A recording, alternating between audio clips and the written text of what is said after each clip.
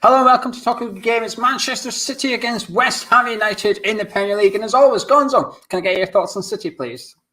Yeah, a club reinvigorated, really. I feel certainly last season, I think Liverpool have got a large part to play in this. I felt that City were going to go and dominate for a long, long time. They won back-to-back leagues, pipped Liverpool by a point, I believe it was, and the last season they won it. I think Liverpool only lost one game in that season. And that was the year that Liverpool won the European Cup, of course. So there was clearly a bit of momentum behind Liverpool, which I think had some bearing in knocking the stuffing out of Man City. That somebody else, another manager, could come along and match Pep. I felt for a while that Pep wasn't fully into it, and I fully expected him to do what he does, which is take a year's sabbatical, go and do something else, whatever, take the family around the world for a year, which of course he couldn't do at the moment anyway, and then come back to football with another club. I didn't expect him to sign a new contract. Of course, Pep lost his mum to COVID at the start of the outbreak, but he seems to have come back re-energized, remotivated, and ready to build a new Man City and to go again. And whilst I thought that their cycle was coming to an end, actually it looks like the start of a new cycle is just beginning, and they look absolutely formidable, mate.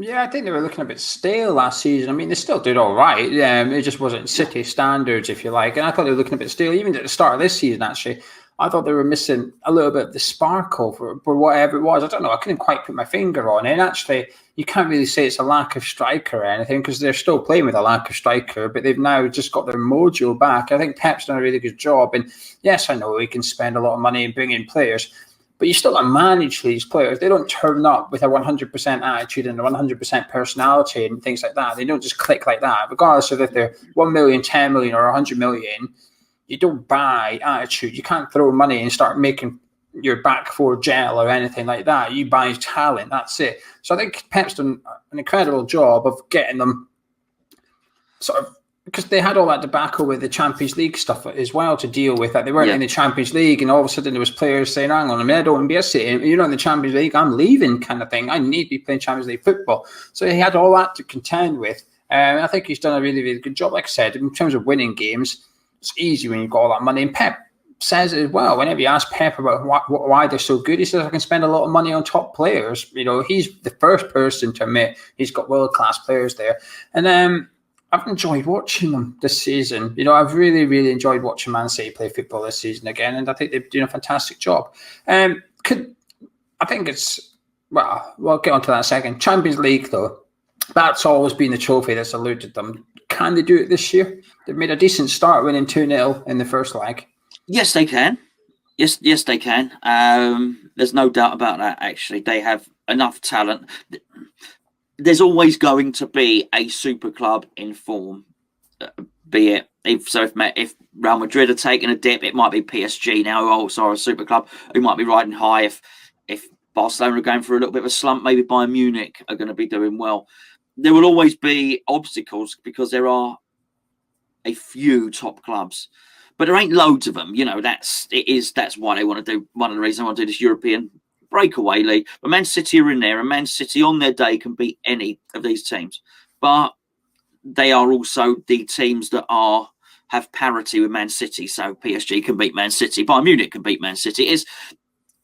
This is the thing. Everyone says they want to win the Premier League, the Champions League, but people aren't going to part and let you just do it. You're going to have a competitive game of football with some world-class players. If you're going to come up against Mbappe or Lewandowski or someone like that, then you can lose the game. But Man City have got their own match winners. Man City have got some players who they would consider to be the best in the world. They've shored up their defence because of because of Diaz. Is it because of Diaz?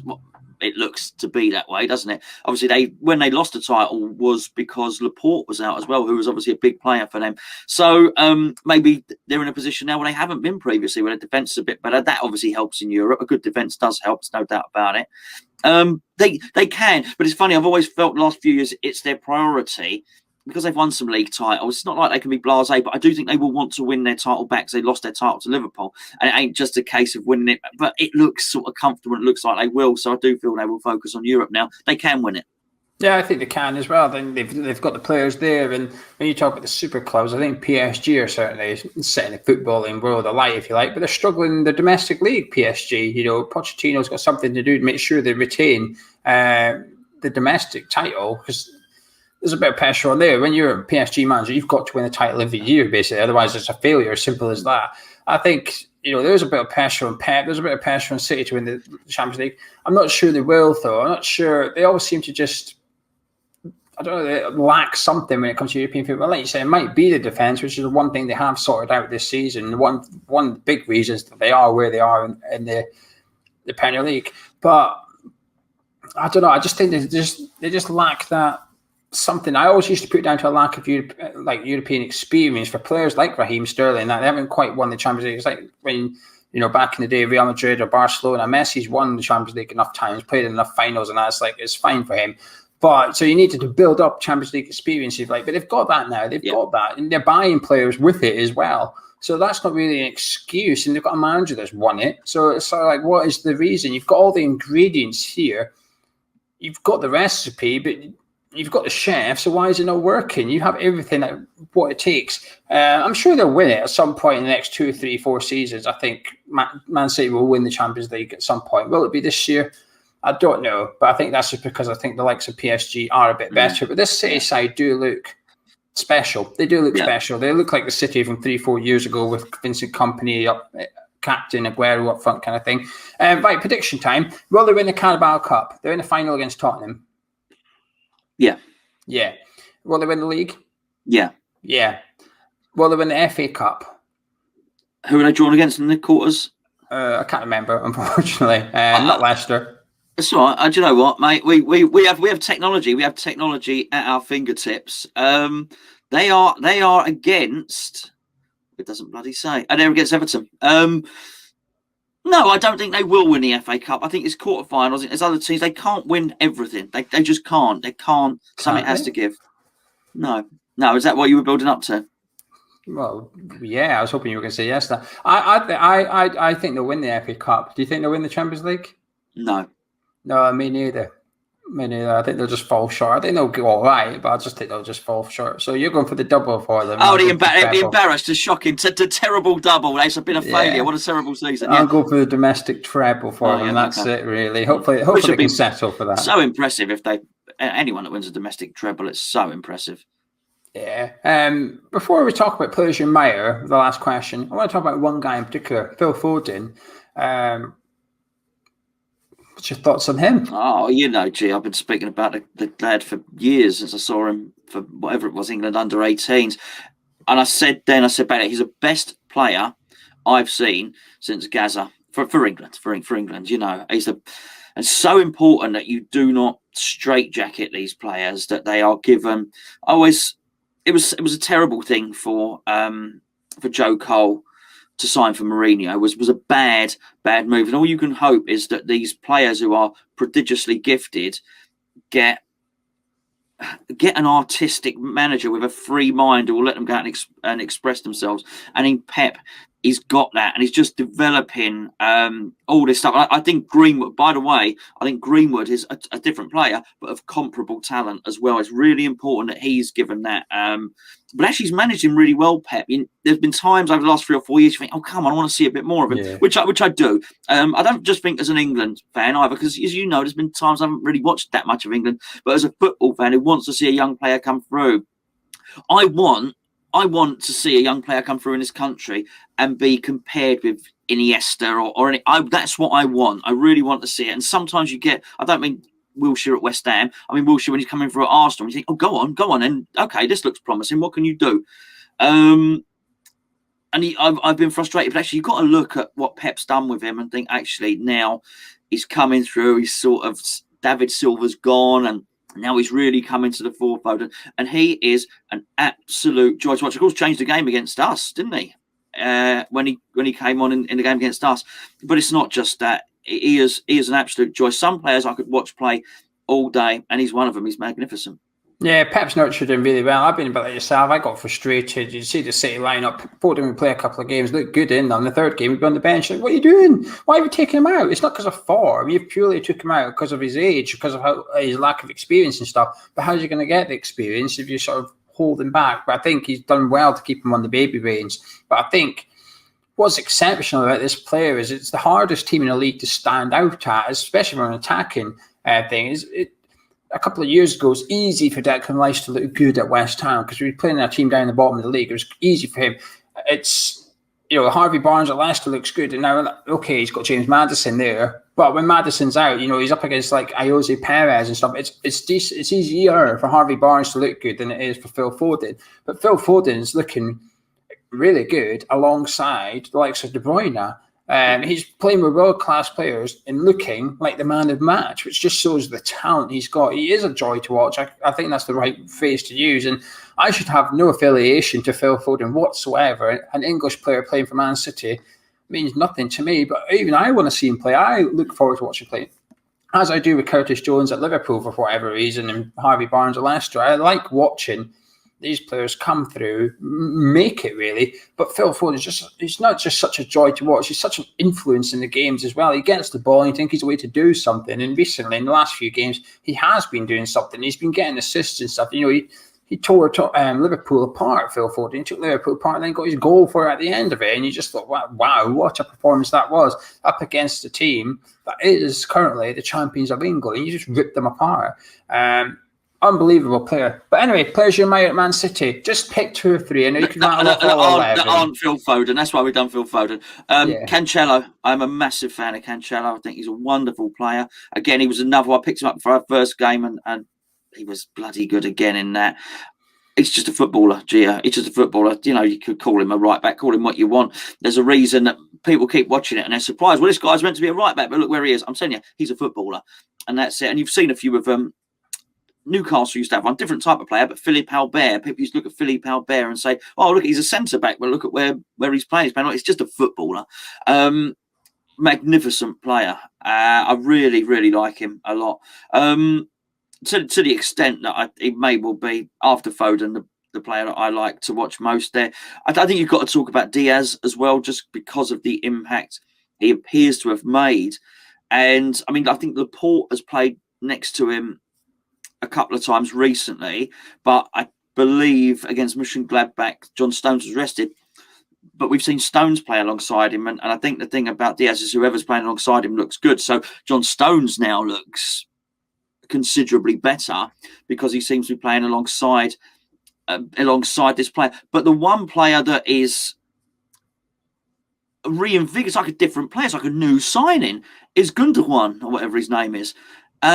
He has gone from being a squad player, and I know he had a reputation at Dortmund as a decent player, but he has gone from looking like a squad player they signed from Dortmund to a world-class complete midfielder in no time. It's not like he's just arrived there. He's been there 3 years or something like that. But now, bossing the midfield, making tackles, beautiful passes and scoring goals and getting assists as well. Quite a very impressive player, Gio. Yeah, he surprised me. I never used to rate him that much. I say rate him that much. Clearly, I knew he was a talented footballer, but I didn't think he was good enough for Manchester City. He's a bit like Rodri. I look at Rodri and I think, I'm not sure he's good enough for what Man City are trying to do. And I used to think that about him. But this season, he's just been unbelievable. Using in a false nine and scoring plenty of goals from open play and stuff as well. You're just thinking, how's this happened? I say how's it happened. He's always had the talent, but he just stepped up another level. Yeah. Would he be if you had to pick a player of the year now? I mean, they're not far off voting for it. Would he be? Who would win it for you? He's got to be in the mix, but I totally. This is what I was saying. He's almost gone from being a squad player at Manchester City to a complete world class midfielder. And I'm just, you say what you said was absolutely right. He's almost come from nowhere. We knew he was there. We knew he was part of the squad, but he wasn't. Yeah, I mean, he's got to be in the shaker because you've got to look at these teams. I think we were on our when we were on our little chat the other day on the WhatsApp on the patrons WhatsApp chat, and I think was somebody said on there, West Ham are 12 12 to 1 to beat City or something like that. And I think their comment was, we're fourth, not fourth from bottom. And I think it's right in as much as sometimes you've got to praise people for where they are. So actually, we deserved a bit more respect, bearing in mind our placings, right? You understand why the bookie's done it. And I think actually, when you're looking at that, you haven't really got to look much past Manchester City in the league for the reasons that their players might be named for Players of the Year. They are dominant in the league. They are the dominant team in the league this season. The Player of the Year pretty much has to come from them, really, you would say so. And if you were looking for the Man City's outstanding player, look, you said it's slightly different at the start. They had a slow start, but since that slow start, he is definitely in the mix for it. He's outstanding. Yeah, their partnership with Stones and Diaz and Ederson, when them three have played, they've not conceded a goal from open play. They've not conceded a goal from open play, which is just mental. It's an absolutely ridiculous stat that between the three of them is unbelievable. City have always been a little bit. You feel you can score against them, but they've removed that now. You can't even score against them. It's now, can you keep them out? And the answer is no. It's like, so how do you beat them? Well, we don't know. They've won 19 games in a row or something. Endless talent there. I think Raheem Sterling's starting to come good again in the last few weeks. I think he was quite quiet at the start of the season. Yeah. He's coming back now. He's starting to play well. De Bruyne is obviously fit again. Yeah, simple as that. Right, let's move on to West Ham. Right, first of all, the big decision, you keep information, because I think it's fair to say, half expected him to keep three at the back against Tottenham, but he didn't. He switched to four at the back and we won. But yeah, I'd probably be tempted to go with three at the back for this one, which is a strange one because they may well play with no centre forward, which, possibly we have three geezers stood at the back, they're doing nothing, but it don't work out like that, as you know, because they swamp you and they come at you in waves. So I probably would for this one, just to give us a little bit more defensive solidity, purely because, Gio, we're gonna be lucky to get as much as 25% possession in this game, which means they're going to have 75% plus. If they have, then we better get as many men back as possible. Yeah, I'll go three at the back as well. And I quite like the fact that Moyes switched it to four at the back against Tottenham. It leaves everyone guessing. We don't know what he's going to do going into this one. But we have sort of stumbled when we've come up against the Sky Sports top six. But Man City are just a different league to the other five. Man City, they're up there on their own. And I think three at the back would be the way to go, to try and get numbers back defensively, keep them out as much as possible. So what would your three at the back look like then? Would it be Diop, Dawson and Cresswell? Yeah, it would. Yeah, absolutely. Yeah, go with that. And I think it alleviates the thing with Cresswell as well, because normally one of the reasons for not doing it is because the opposition team might have a big fella up there. They ain't going to have that, but they will still pose their own problems about playing around him, playing triangles around him and all the rest of it. But yes, I'll put Cresswell in there. And your wing backs? I'll go with Johnson and Soufal. I agree. Oh, we might have the same starting 11 for this one. I've not overly thought about it though, so I don't know yet. I'd actually thought in my head before doing this video. So yeah, but I say you've got to take out one player because you're putting Ben Johnson in, so you've already made one personnel change from the win against Tottenham. So you got to think extremely quickly about who you're going to take out. What would your midfield look like? How many have I got? Okay, I'll go first. I'll buy you some time. Obviously, Rice and Souček pick themselves. They're in there. I would still keep in Pablo Fornals. I'd put Fornals in there with them two to go three in the middle. Right. No attacking midfielder. None of this attacking midfielder stuff. I'm going traditional 3-5-2, as they call it. We tend to play like a 3-4-3 when we go three at the back. But I would go 3-5-2 for this one. I'd have Fornals in there with Rice, with Souček to do what he did against Tottenham, the hard work, graft, and try, and hopefully if there's a decent pass available, he might provide it. If you look back at our first goal, his run to drag Dyer away to give Antonio that half a yard of space is crucial, and got the assist for the second one. That would be my midfield three. Yeah, I think I've got it. Thanks, Judge. I think I've got... so I've got Rice and Souček, and I think I'm playing Fornals in front of them in the three, basically. Yes, which has bought me enough time for me to. I had to calculate how many players are in the team. I think we've got the same. I think we've got the same team here. Well, so up front, we've got Lingard and Antonio. Bingo. Pen of destiny no longer needed. David Moyes, give us a call. There we go. He might do. Why would you go with them two? Obviously, that means we're leaving outside Ben Rahman, and it means we're leaving out Jared Bowen. Yeah, particularly Joe Bowen, which is the important... I'll get some stick for that one. is the important one because he offers some protection down that right side. That's the thing. He's almost there as the minder, as another mind, as Soufal's mind. Not Soufal's a crazy guy. Doesn't need a minder. He'll kill everyone all by himself. But you know what I mean. He offers protection there. But I feel we need to offer a goal threat. I am. There's a lot of things that concern me about City. Their defensive record doesn't concern me because I think we can score against them, by the way. Because I think we offer different things that other teams do. And one of those different things is actually Mikel Antonio. So there'll be a lot of people that have tried to get round him in different ways. They won't have seen another player like Antonio against them. So I would like to pit him. Sorry, one of the things you're talking about there is set pieces. You're clearly thinking, Yes, right, yeah. well, you've kept clean sheets from open play, but what that stat hides is it hides the fact that you've conceded from set pieces. But we're dropping Jared Bowen, who is arguably our key set piece taker. He takes all corners on the right hand side, and he's got assists from corners as well. So we're saying let's capitalise on set pieces, but we're leaving out the guy that's going to be whipping them in. No, it's a good shout, but I do believe that one of the reasons he takes set piece, I don't think there's anything between Bowen and Cresswell.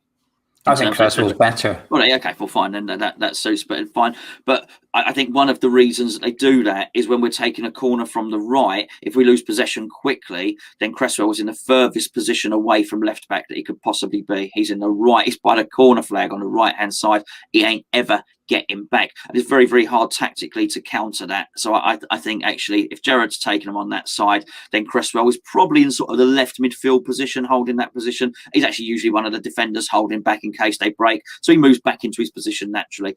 I think it almost doesn't matter that much or as much if we're playing a three at the back, because actually he's part of the three centre-backs. Well, you know what? There'll be other players that stay back because Ben Johnson will be one of the guys that stays back. Soufal can stay back. So we can have players that will stay back to basically deal with that counter-attack. So I actually think in this instance, we can allow Cresswell to take the right-sided corners, if that makes any sense. Yeah, I completely agree. I think Cresswell's our best set-piece taker, and that free kicks for non-shooting positions. Jesse Lingard's been hovering over them with Aaron Cresswell as well, so clearly he fancies whipping in the free kicks. But I think also it's important. Antonio's in open play, breaking with the ball is important, but also at set pieces, I think he's just as important. Getting on the end of them and stuff. Bowen in the box offers nothing from free kicks or anything like that. That's probably part of the reason they're happy for him to take them, because he's not going to head the ball or anything. So yeah, completely agree with your team. Is this a free hit? We used to call it a free hit. Is it still a free hit, considering that we're fourth in the league? We've got something to play for. Usually we don't rely on games against Man City. Well, actually, we're going to finish Champions League football. We're going to have to pick up a few unexpected points. So can you still consider the Etihad as a free hit, or do we need to get something if we want to get... We don't actually need to get something from this game. No, we could actually lose this game and then go on a little run afterwards, and we would still be in and around fourth position. We really would. So I believe it is, and I believe all the pressure is on Manchester City. They're good enough not to worry. Why would they worry about little old West Ham?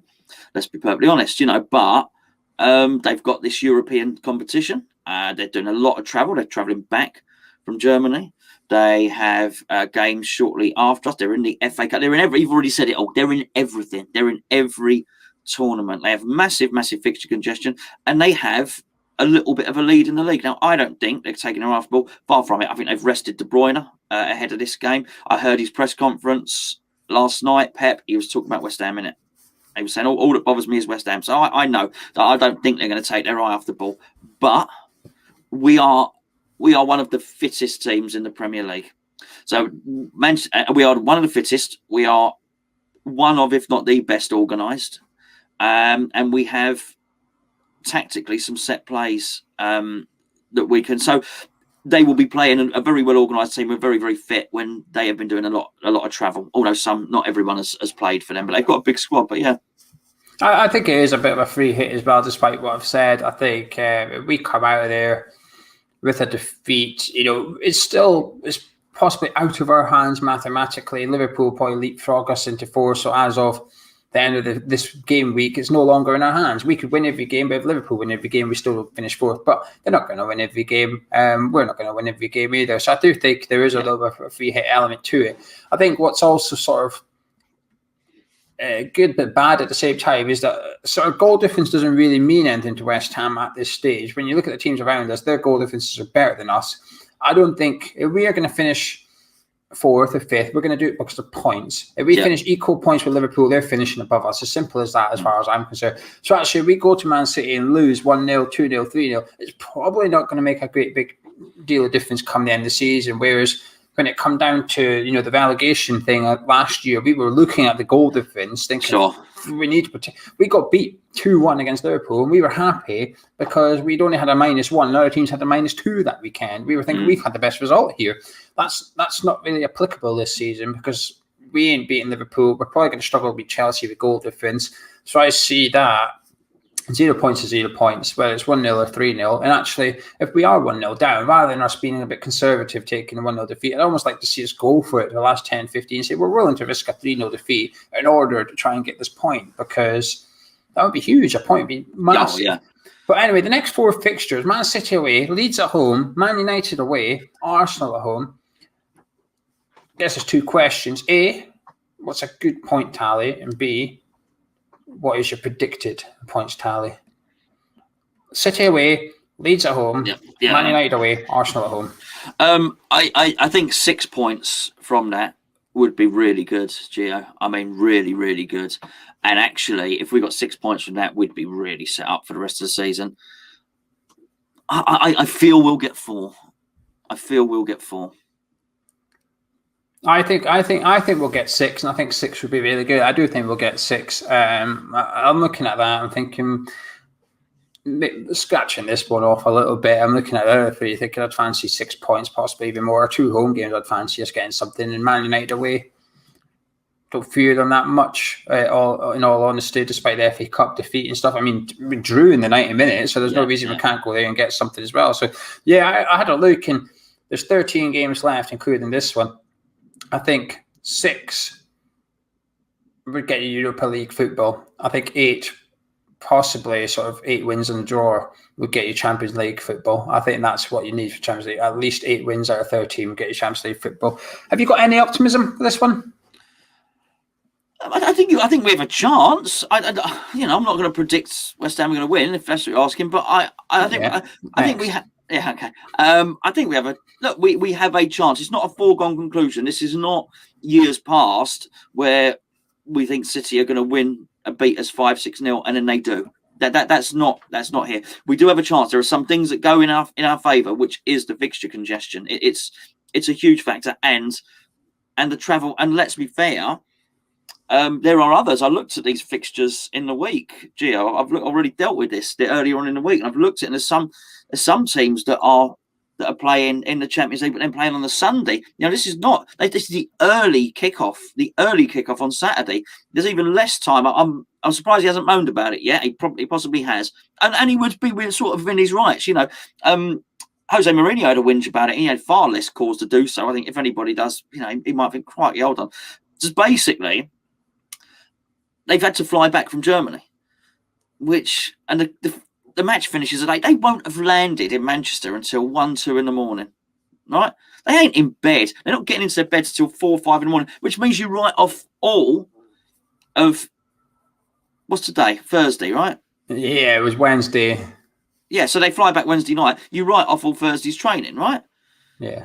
What are you going to do? Go in and have a little warm up on Friday? Well, you're going to actually need to start travelling down even on Friday to get to London for a lunchtime kickoff. I just think there are some factors that go in. I'm not hanging everyone on that. Say, hey, that's it. They're going to be knackered. West Ham going to win, but they do not have perfect preparation. Whilst they're doing that, we are on a training ground, practicing, doing the set piece drills, doing the fitness and all the rest of it. So we have something that goes in our favour in this one. But I'm not massively confident. No.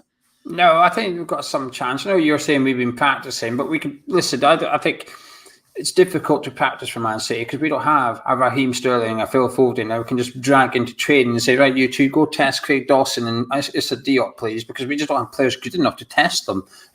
We can't. It's impossible to prepare to play against these teams. You go play Burnley, that's all right. They're going to cross the ball lots. That's fine. Sure. Right, defence, we're going to stick Antonio and Souček in the box and we're going to whip the ball in for them. Get ready. Let's practice. You can't. You're just going to struggle to get ready for this Manchester City team, and also you can be the most organised side in the world. All it takes is De Bruyne to pull out a pass that 5 other people in the world is capable of, and that's it, and bam, they're in, and it's a goal. But I'm a bit like yourself. I used to write this game off over the last few seasons. Man City, all right, well, who we got next week? Leeds, brilliant. I look forward to that one.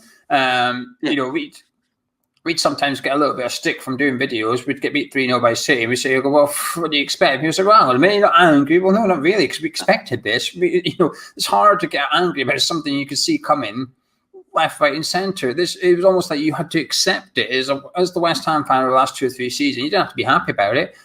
But unfortunately, that is just what happened. You turned up, you got your pants pulled down, you got a spack on the bum, and away you went. Man City 3-4-5-0. It's not the same anymore. I think 12-1. If that's the odds, is far too big for West Ham because we're better than that. We are organised. Of course, Pep will be worried about us. He won't be worried about us scoring goals. He might think, they might get 1. That's it. But I think he's worried about us. Can we score 2? If they sit in and sit deep like they do and they clog their 18-yard box or whatever, because the way, when you look at the teams against us, how these teams had success.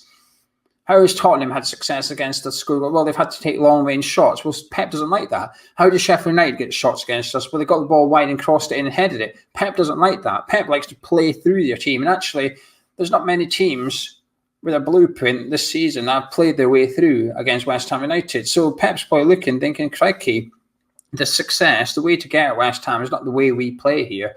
But they've got world-class players all over the park. So am I optimistic? Not really, but I'm not scared. Normally I dread this fixture. Actually, I'm going into this one thinking, right, boys, turn up, give 100%, play well, and we might sneak something. And if we do, we're laughing. We get something from now.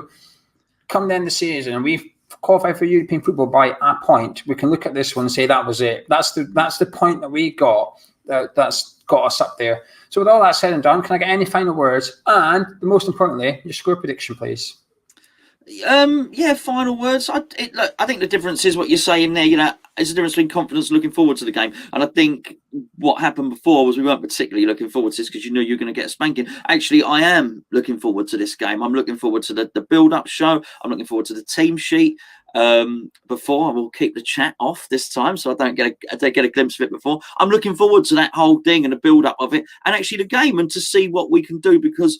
Not only collectively as a team performance, I have a vested interest individually in West Ham, and I've actually seen how individual players might do, and so I think there's a lot to look forward to actually. But that's not the same as confidence. I do think I think City will win. I think they may win. They may win 2-0, but they'll have a hard job on their hands to do so. I think. I'm looking forward to the game as well. Like I said, there's no fear factor. At a minute, whenever the full-time whistle goes, I'm looking forward to the next one. The one thing that's given me a little bit of optimism, and I'm trying to keep it under control, is against Tottenham, against Sheffield United, Moyes has got the lineups bang on. He got it really wrong against Liverpool at home. Well, he got the lineup right. It's just that our mentality was wrong. We sat back, and actually, I think he'll take a lesson from that. I think Moyes would have come out thinking we are far too defensive. Since then, we've seen teams go and have a go. We saw Everton beat Liverpool. Moyes will have watched that thinking, we are better than this Everton. We could have done that. So I'm actually hoping this inspires him to not exactly take the shackles off the players and say, let's go gung-ho against City. But what I would like to see is almost us try and lay a glove on them a little bit. And I'll be excited every time we get a set piece against this team. I will get excited. I will be thinking, here we go, because our side is physically bigger than theirs. We will be dominating our headers. And every time we get a free kick, even on the halfway line, I expect us to send the big boys up and try and knock it down and get something off the back of it. And every time I've been a bit worried about team selection, it's usually like including Martin Noble from the start or something like that. It's not happened. And I'm getting happier and happier every time I see a Moyes lineup. And normally I used to worry for the team sheet in a way. I used to think, please get this lineup right. Please don't do this or that. He's not been doing it. So actually, come Saturday, I'm looking forward to the lineup. I'm looking forward to seeing what the team is because he's not been getting it wrong recently. And that gives me a little smidgen of hope. It's about mentality. We'll give them too much respect possibly, but it's hard not to really. You can't come out against City and go for them because they'll just play into the room. So I'll say Manchester City 2. No, I'll say Man City 3, West Ham 1. I do think we'll score. I think we'll get a goal. So I'll say 3-1 Man City. Anyway, can't say we're not honest, right? No. Anyway, if you enjoyed this preview, you probably have if you're a Man City fan, but if you enjoyed this preview, drop a like on it, subscribe to the channel. Myself and Gonzo, we will see you at 11:25 on Saturday morning. We will be live. So 12:30 kickoff, so 11:25. We will be live on this channel. So join us for the build-up show. Catch you in a bit. See you later, Gonzo. See you, mate.